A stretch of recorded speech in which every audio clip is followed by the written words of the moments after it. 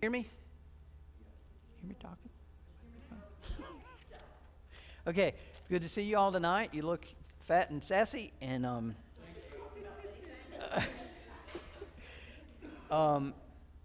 want to mention a local kind of missions project that we would look at it as a missions project anyhow. It's at South Topsail Elementary School. You may have seen this Sunday. It's the beautification project, and it is August 11th and 12th from 7 a.m. to 4 p.m. So lots of time there you could go. They have a new principal there, and this is one of the first things she's doing is just kind of doing this beautification thing.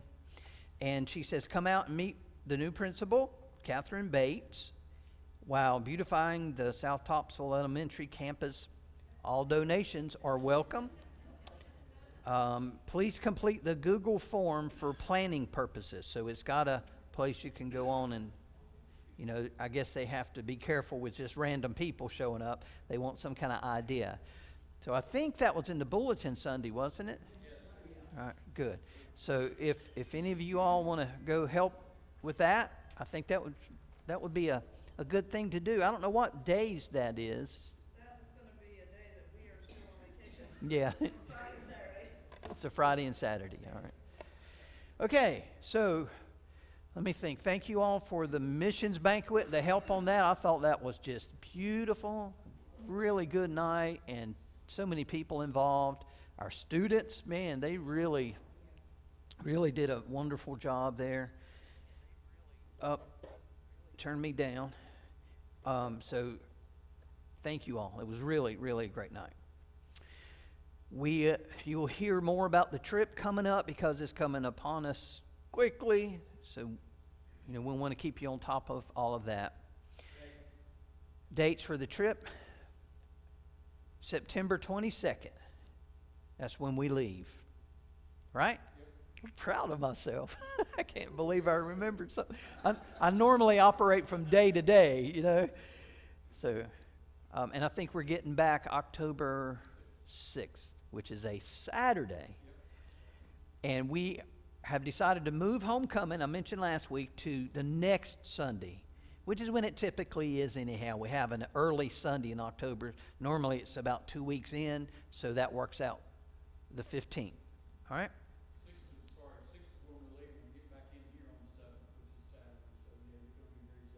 Yeah. And if anything happened at all, we wouldn't be here that day. You know, if we get delayed or something. We know that never happens on airlines, but all right, welcome those online watching. Good to see you. Open your Bibles to 1 Timothy.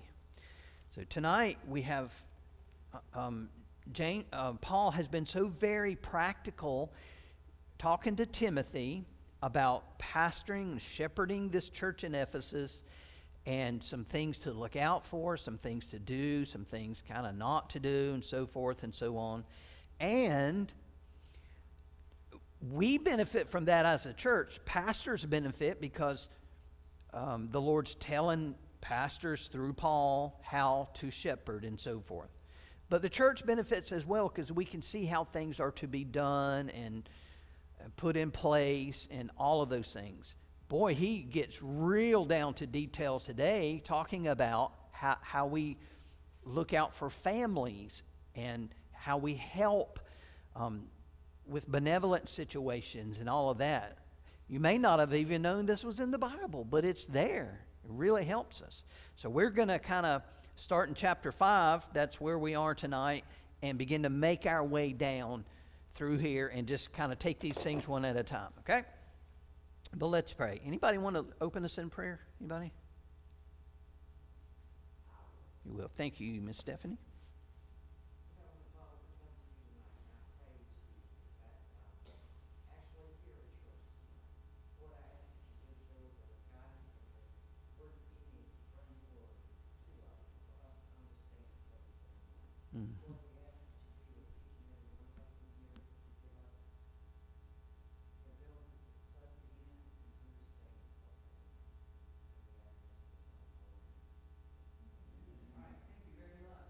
First Timothy chapter 5.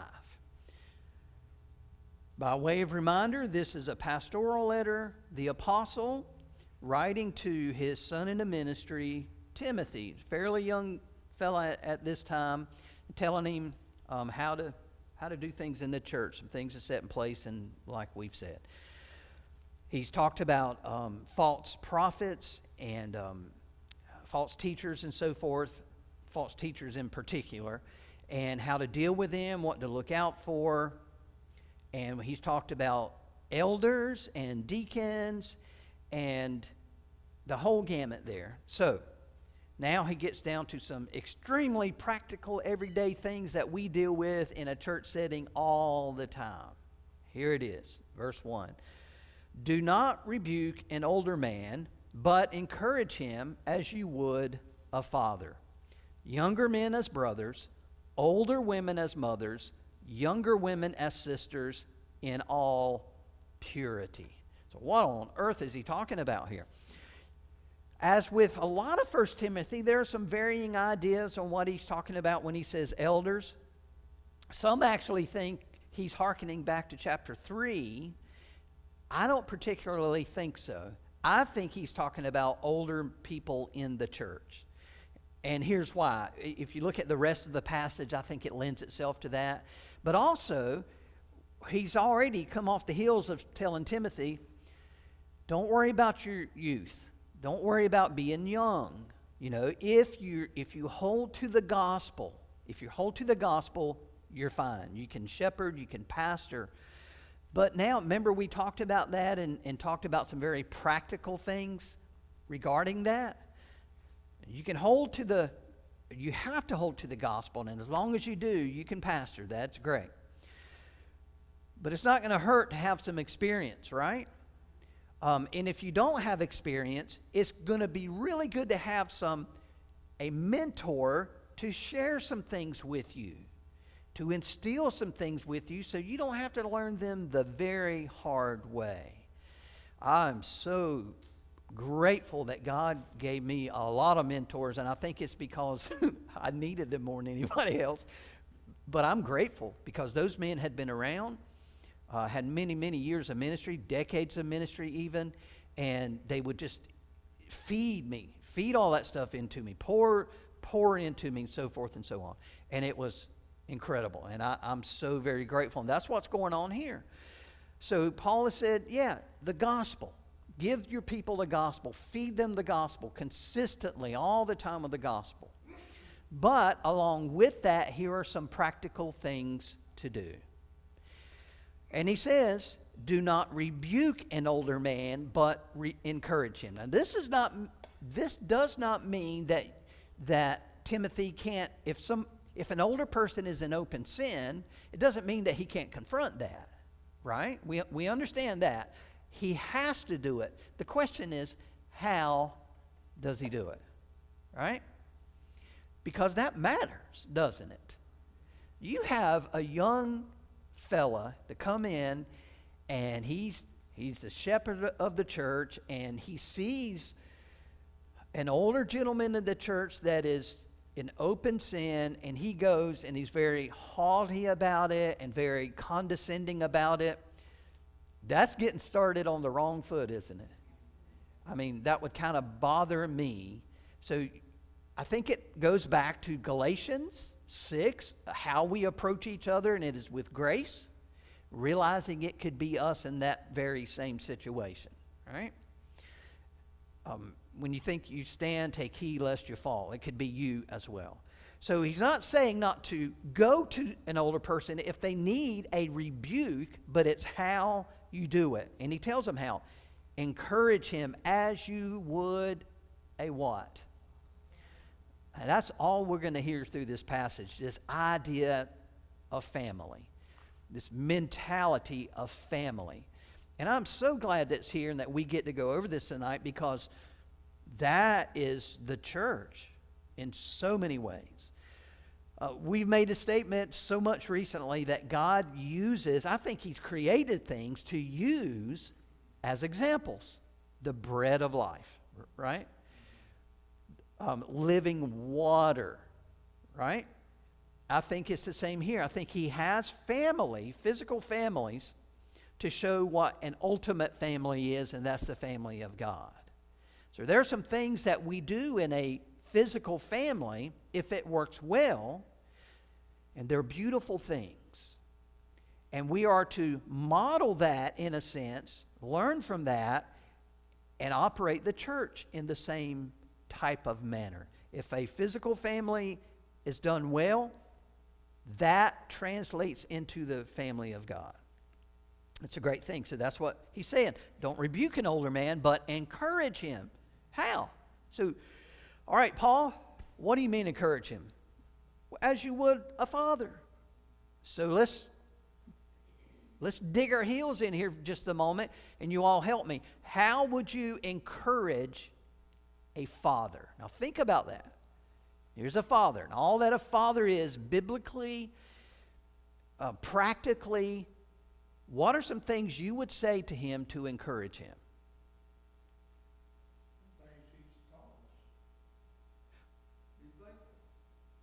Those are great. Yeah, be faithful. Oh, that's good. That's wonderful. What is it? Respectful. Okay.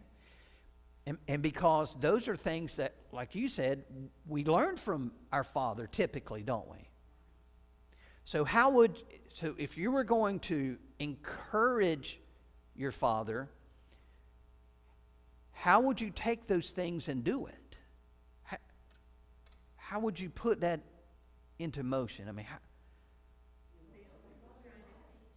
okay, let's go. What's this?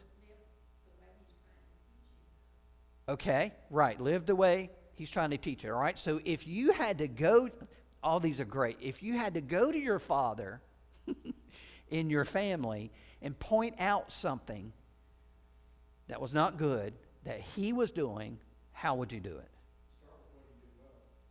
Ooh, oh, that is wonderful.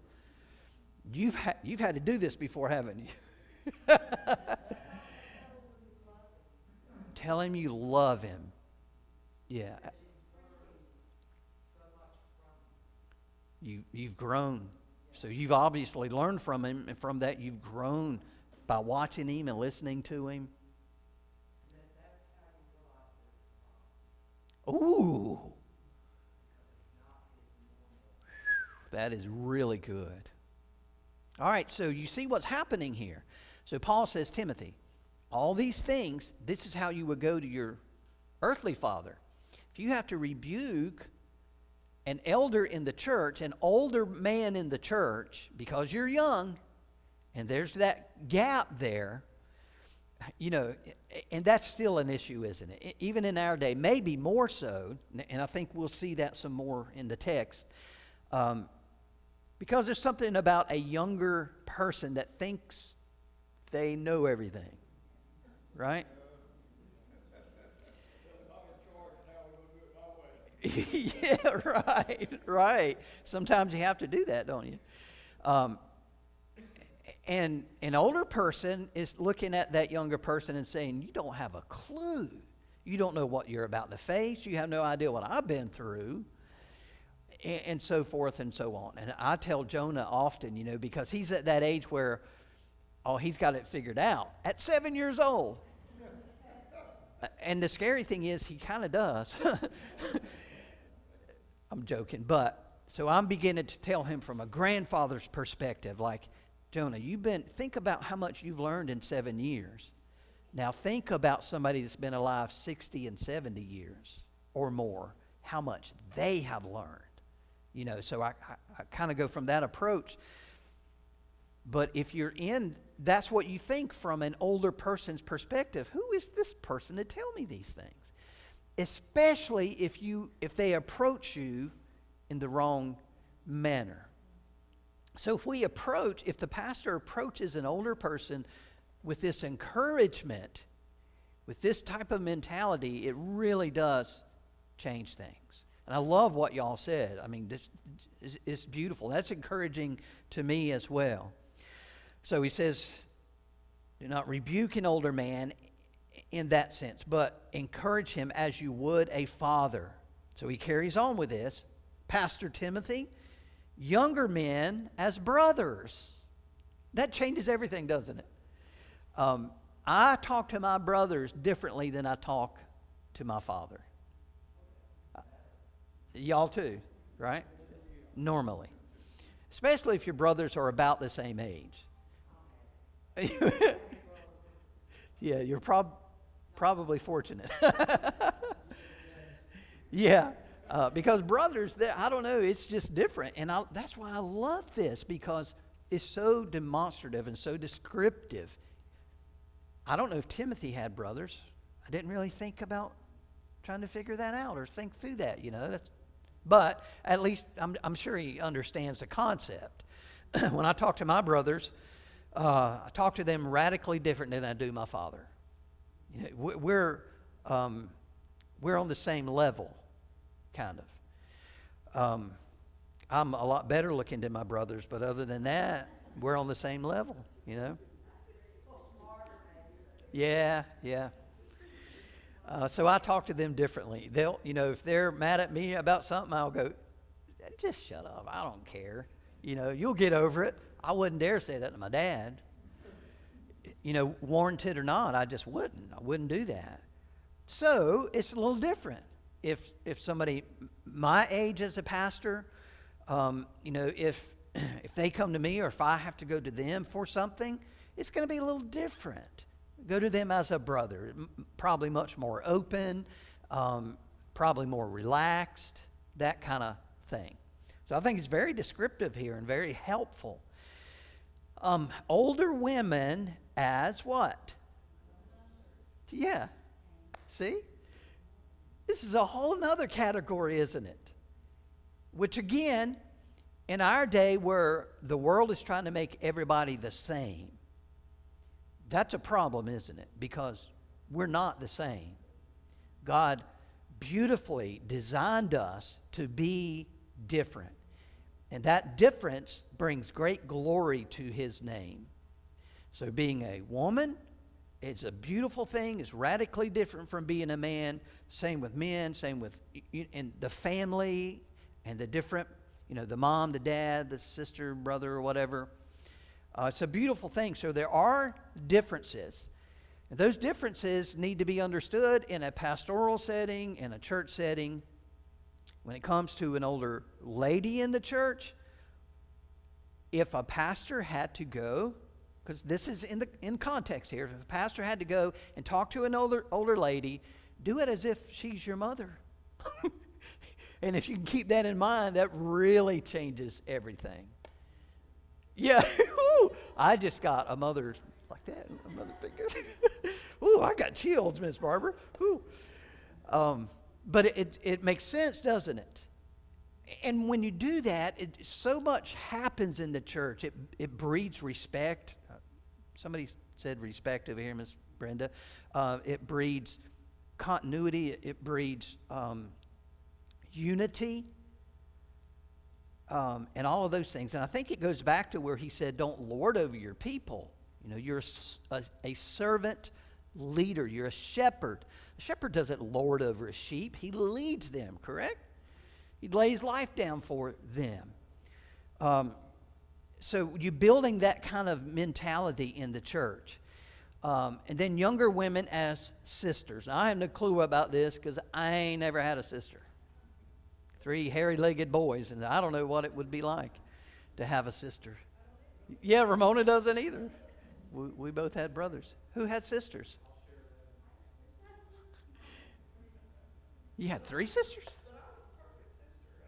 Yeah, you know that much. Who else had sisters? That's how God designed it, right? Yeah.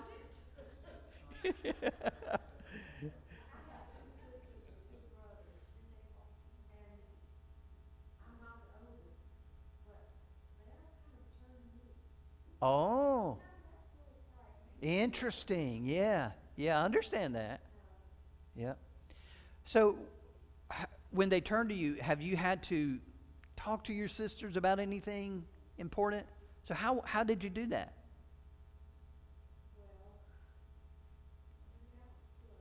Yeah. Yeah.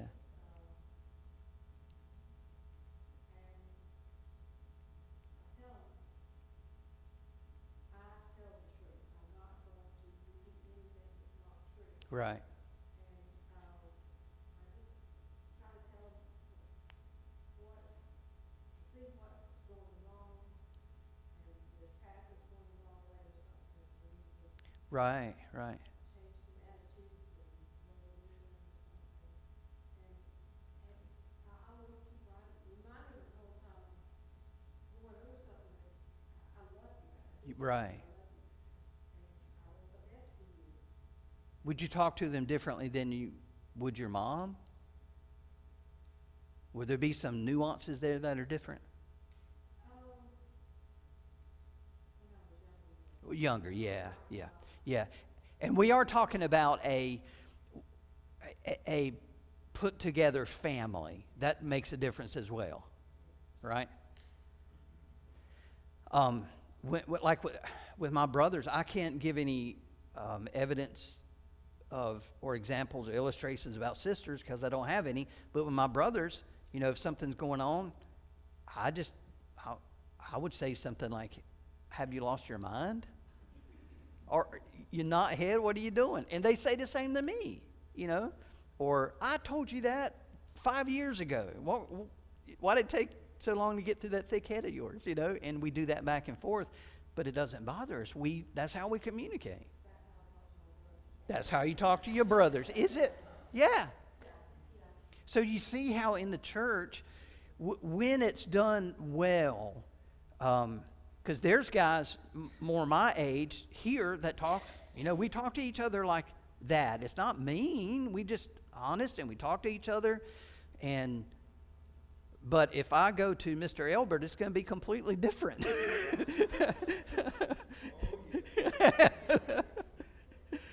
So you see what he's saying here, right?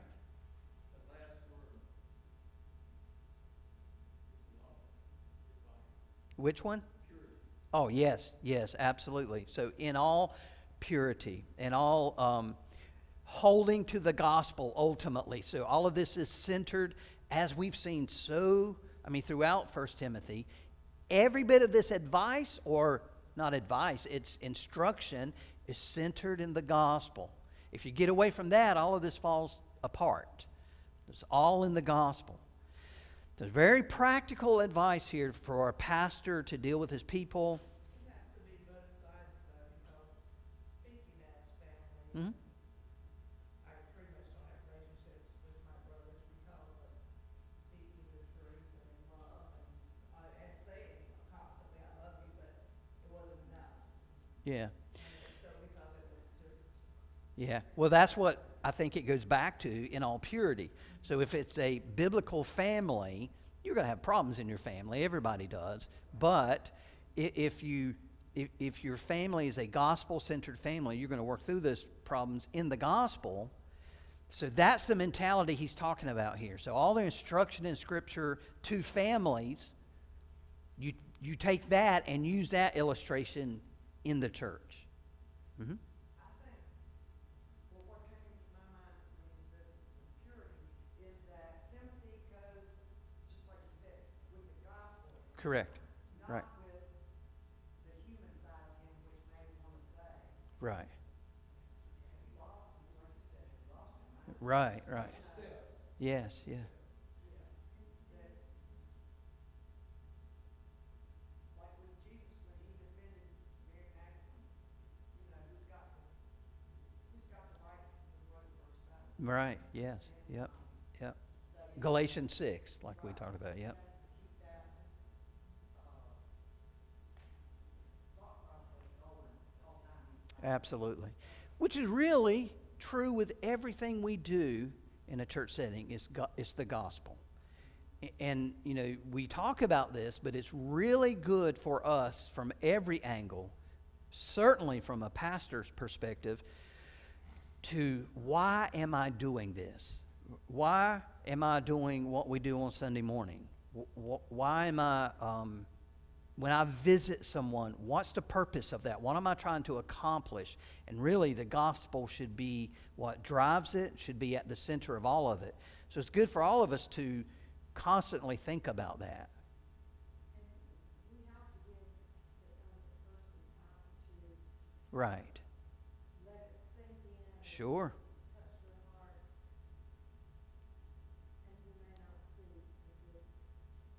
Right. Yeah. dealing with that particular moment, but I mean, it's like those others. Sure. Yeah. Or a couple years later, who knows? Yeah. So now, so he gives us that really practical advice in a church setting, which is absolutely invaluable. That's stuff that you don't even pick up at conferences. You know, you don't learn that in seminary, but it is there in the Bible. Very good stuff. And then he kind of switches gears and talks about a benevolent mindset to widows. Now look how practical this is in verse 3. Honor widows. All right, we could pause there for a while and talk about that. Now he's going to tell us what true widows are here in a moment, which is an issue also, but you can't get past those two words without dealing with them.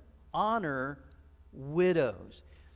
So that is a mouthful. So we as a church, we are instructed, even commanded to do this, to honor widows. Now you have to understand what honor means and all of that, but there's the command, right? Now he's talking specifically to Timothy, so he is to honor the widows, but he is instructing the church, right? And we'll see this unfold here.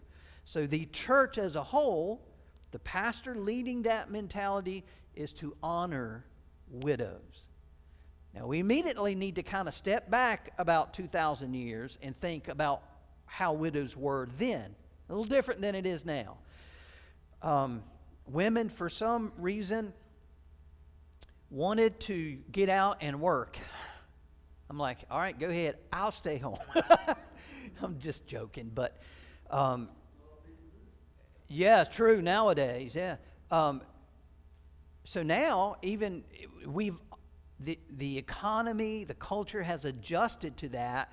So it's assumed both work and even the economy is built around that. So it's difficult for one person to survive in some settings. So, but this was different because the ladies didn't work. They may have done some things, but they weren't the breadwinners as we would know that. So if their husbands died, what on earth happened to them? They weren't trained to have an occupation. They didn't go out and get a job at a local convenience store or something. They couldn't do that.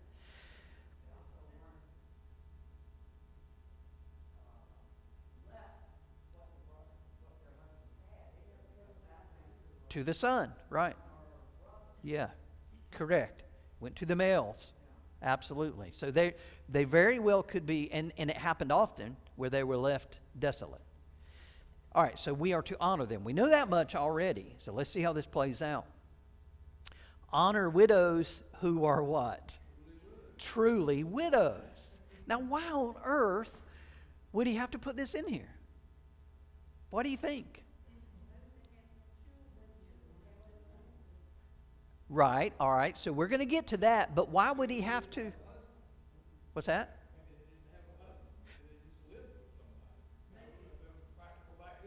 Okay. That's absolutely part of it. Or maybe the widow's family was saying, well, let the church take care of it. Yes. All of those things that ultimately came to what Ramona said. There were situations where the church was being taken advantage of. Correct. That's why the Bible is relevant in every way. The Bible deals with humanity, and humanity never changes, right? So we deal with the same things today. And I wish that everybody that came to our church looking for help was genuine, but they're not. A lot of them are, and it's a privilege to help. Probably all of us have been in situations where we needed help, right? We certainly have before. So it's a beautiful thing that the church is able to help if they're able to. Sometimes they're in a situation where they can't. But you never want to be taken advantage of.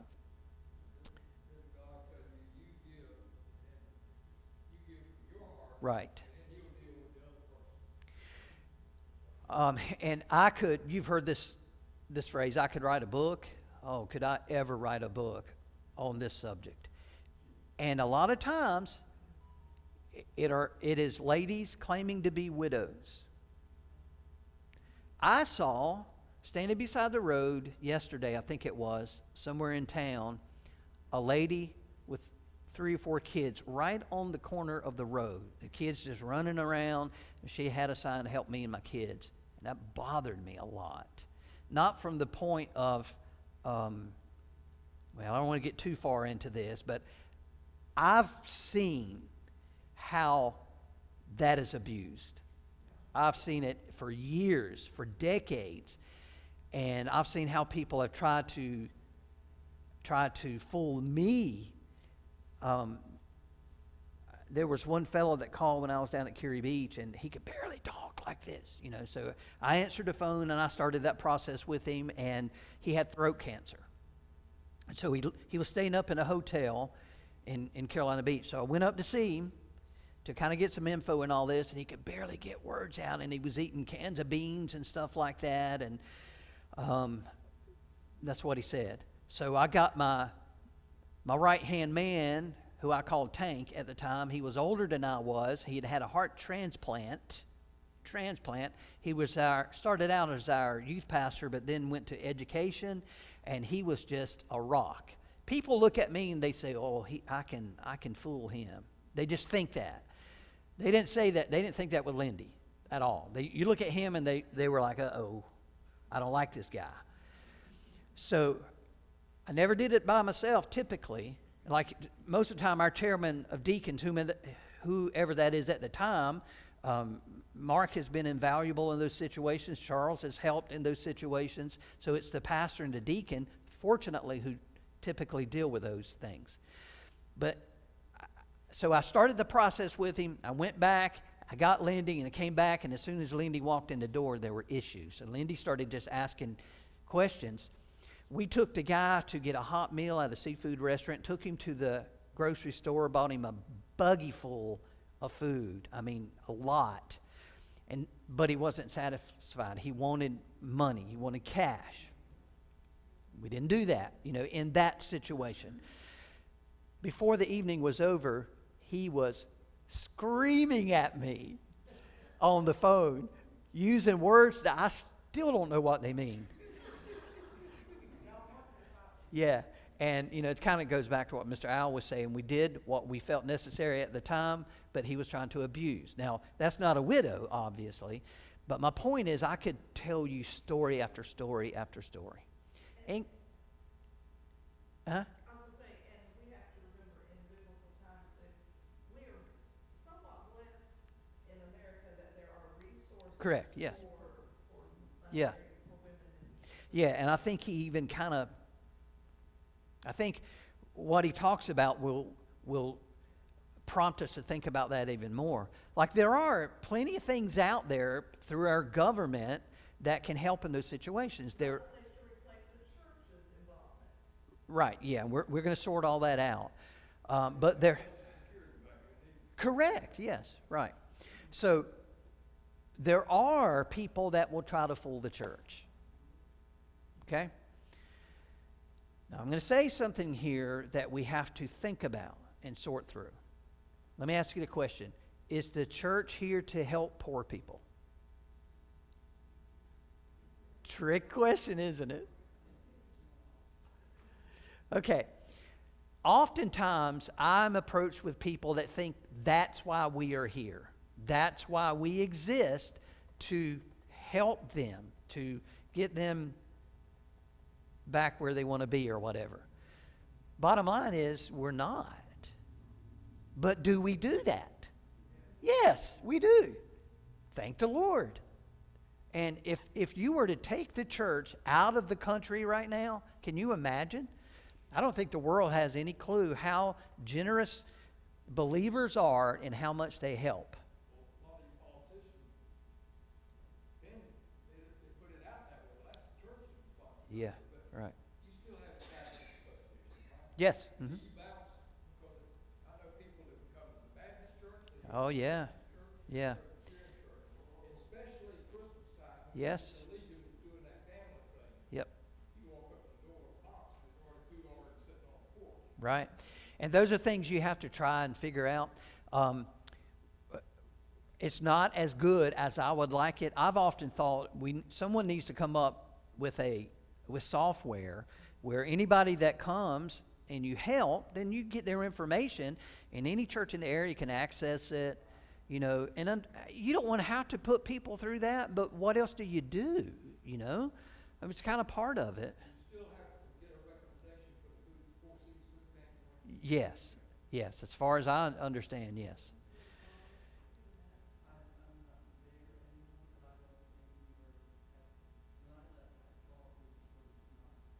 Not doing that as much. Yeah. It's interesting, though, in recent... Right. And this is kind of off subject, but it's interesting to talk about. Before COVID, we were helping a lot of people. It was almost weekly. I could say it was weekly. At times, it was almost daily. Even little things, you know. But then COVID came along, and you would have thought it would get worse. It was just the opposite. It hasn't been nearly what it was before COVID, since COVID. Still don't understand that. I don't know if it's government helping more. I have no clue, but I haven't been able to figure it out. So those are practical things you don't think of a whole lot that you have to work through and sort out and all of that. And if you will remind me, I'll tell you in a non-public setting about another situation we had one day. Just remind me and I'll tell you, but I don't want to talk about it here. But it's fun for me to talk about. But it's a privilege to help when we can, because it models the gospel, doesn't it? It really does. So it's a blessed thing. And if you're in the state, in a church setting where you can, that's wonderful. So it's like after the first thing, the last hurricane, you know, we took up a lot of stuff. And Yes. they're opening up, and we had to put out things in the categories and stuff, and let people come through. Mm-hmm. Well, Yeah. it got to be rude. Sure. They would fill up as much as they could. Right. Not thinking about there's somebody else who needs it. I even heard them on the phone calling different people. It's church on Tuesday, the way every day. Yeah. They're coming up. Yeah. I myself personally said, well, we've got others coming. Right. Yeah. Take what you need right now. And, you know, try to leave something for somebody else. Yeah. And then I thought, well, maybe I should have said that. If they were that greedy, they wouldn't be here. Right. Yeah, well, those are the things you face and have to deal with, you know. Mm-hmm.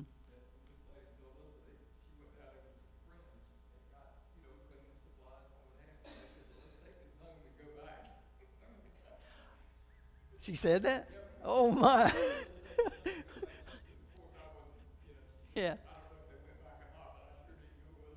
Wow. So some of these things you're talking about is unfortunately what you have to deal with, right? You have to be wise and sort through these things. And Paul is helping Timothy to do this. So he says, honor widows who are truly widows. Now he describes what a true widow is and is not. But if a widow has children or grandchildren, let them first learn to show godliness to their own household and to make some return to their parents. The thought is, they have poured into their children all these years. It's time to do the opposite and for the children to pour into the parents, right? For this is pleasing in the sight of God. Honor your mother and father. It's one of the commandments, right? So we know if it's a widow, if it's a lady whose husband has died, nothing wrong with helping them if you want. That's fine. Not saying to not help them, but it is saying that you don't burden the church because there's other areas that they're going to be burdened in and need to be helping in and need to be coming alongside. if there's children and grandchildren, let them take care of their mother and grandmother. And if that would happen more, it would sure work a whole lot more smoothly. All right? In the early days, in the early 1900s, even up until in the 50s, Mm-hmm. didn't have nursing homes, and you had Right. your home, Absolutely. you took care of them. I mean, they had no Yeah. other recourse. Correct.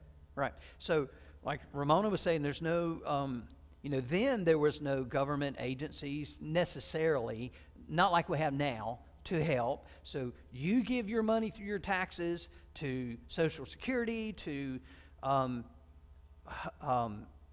different, what's it? Yeah. What is it? Yes, yes. And now they're not going to do it flawlessly, obviously, because that's government, right? But the thought is they're going to have these organizations that people who are hurting can go to and get help. And it happens all the time, but they didn't have that here then. So somebody had to take care of them because, like we've said, established, they could not go out and work. They couldn't go to the government and get help. What did they do? If they had children and grandchildren, they were responsible for taking care of them, the widows. Men, radically different, much different, especially in this day. But he's clear on this. And I can't remember if Mark remembers this or not, but there's been times when we have sorted through a couple of situations and said, well, this lady does have children and grandchildren. We need to see if they are taking care of this lady. And I don't remember the outcome, but I remember talking about that. We have biblical mandate for it, don't we? Again, if you just do things the way the Bible lays it out, it really works. All right, let's carry on here. Verse 5. She who is truly a widow, left all alone, has set her hope on God and continues in supplications and prayers night and day. All right. So she can't go to work. What does she do? She continues in her faith. And I think, in the context here, I think she's a vital part of the church, right?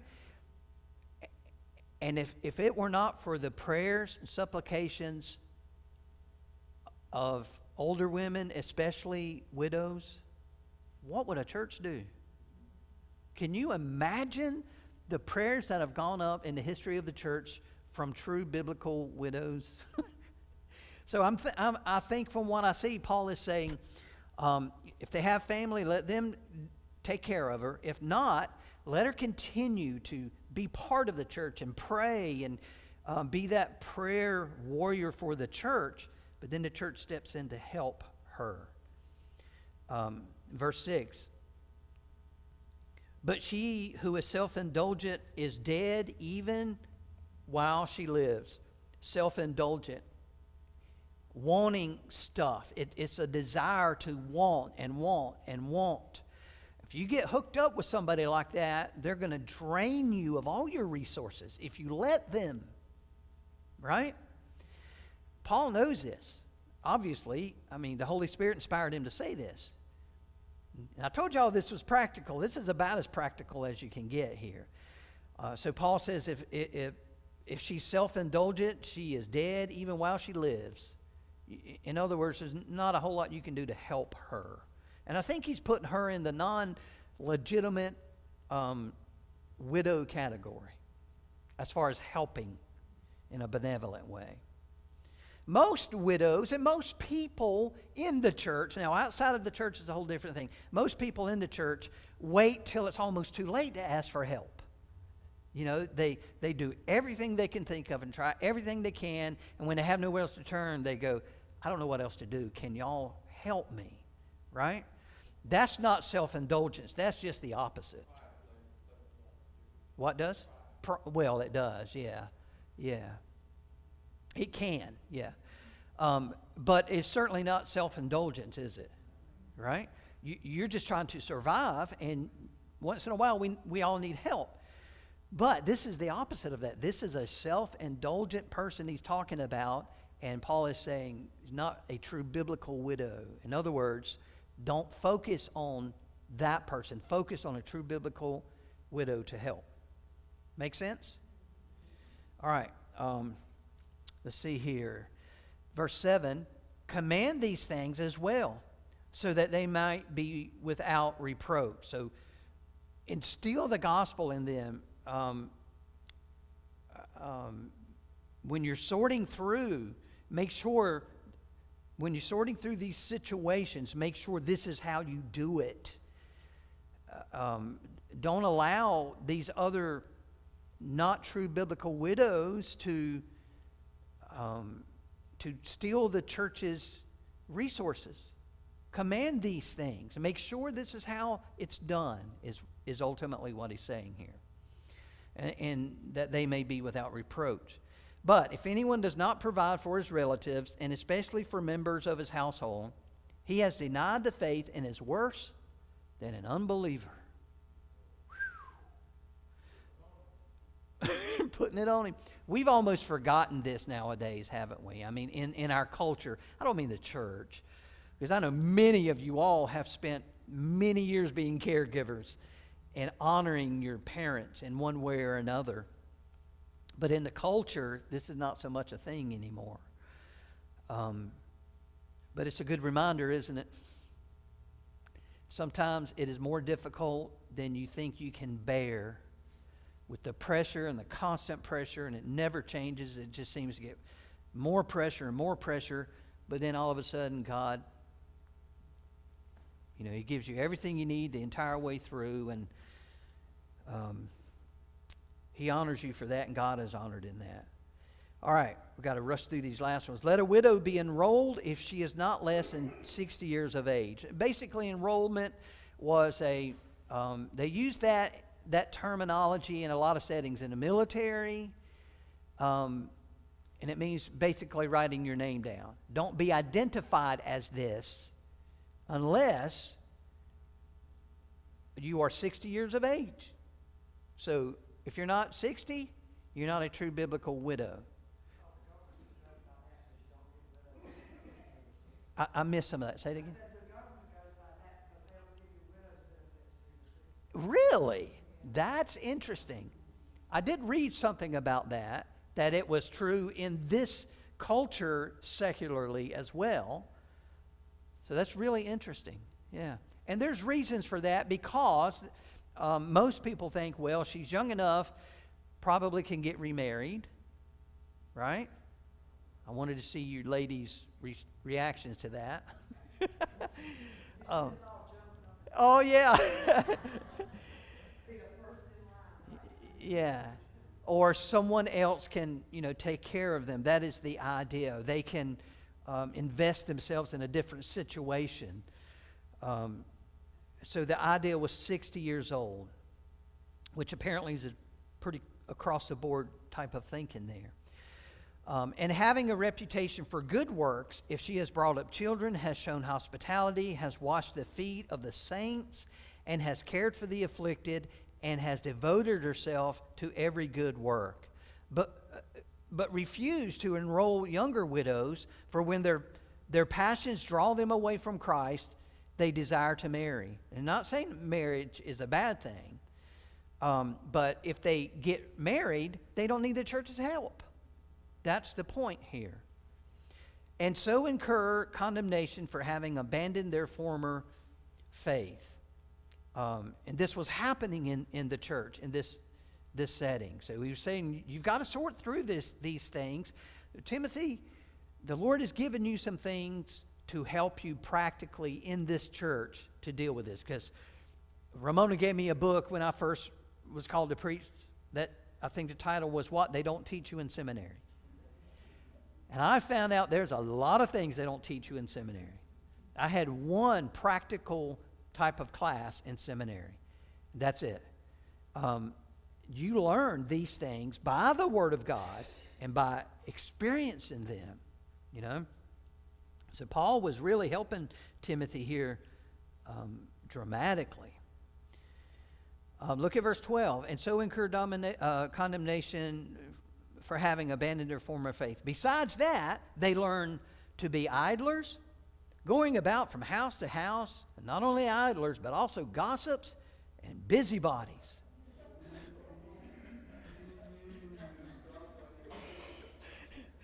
Saying what they should not. Whew. And Paul was saying, Timothy, this has happened. You know, these are the things you're going to face. So how do you deal with it? By categorizing this. You look and see what a true widow is who truly needs the church's help. These are the ones that you help. These are the ones that you turn away from and let their families help them. Okay? Isn't this interesting? All right. Verse 14. So I would have younger widows marry, bear children, manage their households, and give the adversary no occasion for slander. That's the goal. For some have already strayed after Satan. If any believing woman has relatives who are widows, let her come for them. Let the church not be burdened. What's that? Oh, yeah. I've got to mark on my Bible there. Let her care for them, so that it may care for those who are truly widows. So self-explanatory there. Let the elders who rule. All right, we'll start this next week. So good conversation prompts so many conversations even outside of this. Mm-hmm. In chapter 9, did I miss, maybe I was reading it in here. Mine says, do not let a widow under 60 years old be taken into the number, and not unless she has been the wife of one man. Yeah, I can't believe I missed that. Yeah, there are differing ideas, but I think it means a faithful woman. She was faithful to her husband. Yeah. Right. So she's faithful. Whomever her husband is, she's faithful. Right.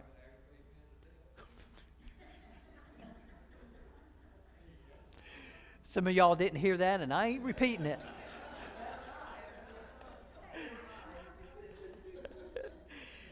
All right. So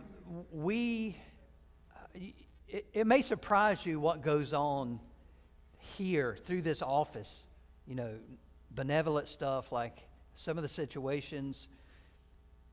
I mean, you see people hurt so much, and you want to help everybody, but you can't, you know.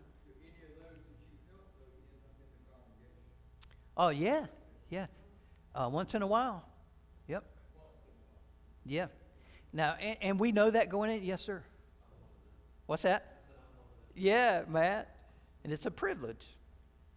We wish we had a storehouse to where we could help everybody that needed it, you know, but obviously that's not how God has it laid out, and there's reasons for all of that.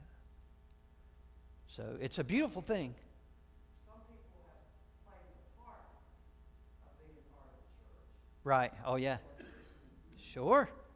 Had to deal with that many, many times. Something else I've noticed is interesting.